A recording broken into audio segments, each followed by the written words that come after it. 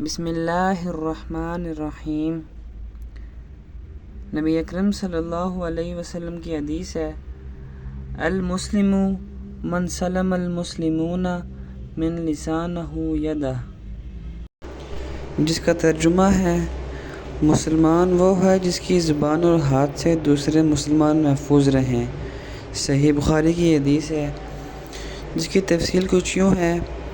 یہ حدیث ہمیں اسلامی اخلاق کی بنیاد سکھاتی ہے۔ نبی کریم صلی اللہ علیہ وسلم نے فرمایا کہ حقیقی مسلمان وہ ہے جس کی زبان اور ہاتھ سے کسی کو نقصان نہ پہنچے۔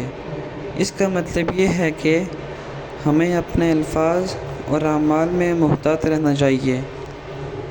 اگر ہم اپنی زبان اور ہاتھ سے کسی کو نقصان نہیں پہنچاتے تو ہم اسلام کے حقیقی پیغام کو اپنانے والے کہلائیں گے۔